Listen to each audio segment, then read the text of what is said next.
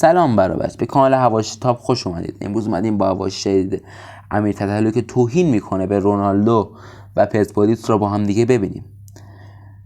امیر تتلو ساعتی پیش در کامیونیتی یوتیوبش نوشت: دوستان توجه بفرمایید که مادر بزرگ منم یه وقتی دختر بود.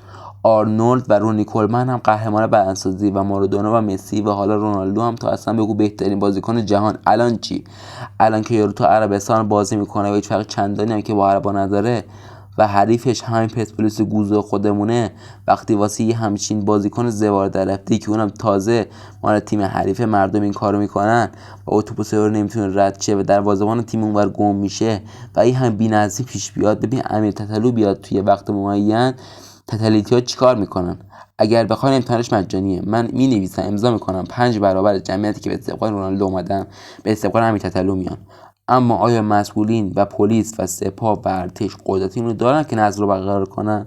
آیا اصلا شعور اینو دارن که چه آدم بزرگی داره میاد؟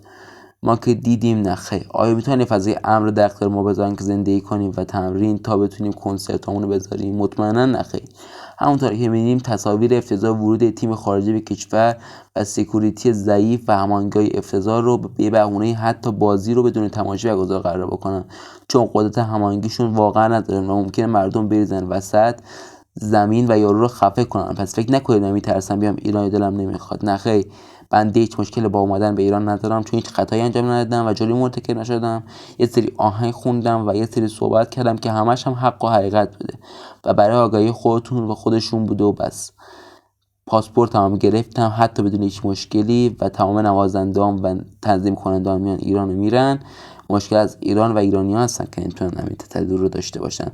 همه رونالدو هم الان ته بازیشه، سطح فرکانس گوز تونسته وارد ایران شه، وگرنه تو زمان پیکش وقتی تو اوج بود کلش هم تهران نمیافتاد. خلاص فکر نکنید اونا ما رو. آره، رونالدو و نیمار امثال هلوی بیش نیستن. میتونم لاین کنمشون، اسنیفشون کنم، بکشم بالا با یه ور دماغ. اما چرا؟ برای کی؟ برای چی؟ برای دولت و مردمی که حتی یه بار احترام من درست حفظ نکردن، برای هوادارایی که یه وی پی ان نصب نمیکنن، دنبال اتوبوس دویدن که نشد کار. گوسفندیم مگه؟ من دوباره که تمام خیابونای ایران و بهش امیر تتلو رنگیشه.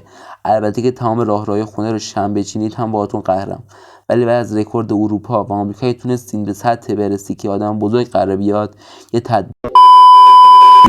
درست به چینه میام و با یه کنسرت بالای چند میلیون نفر رکورد بزرگترین کنسرت جهان رو میزنیم. این شمایین که خوابتون برده و حواستون نیست که هنوز یه قهرمان واقعیتون هستتون است. من همچنان در حال آماده تر شدنم. امیدوارم از این ویدیو لذت کافی رو برده باشید. نظراتتون رو تو کامنت ها بنویسید، حتما میخونم.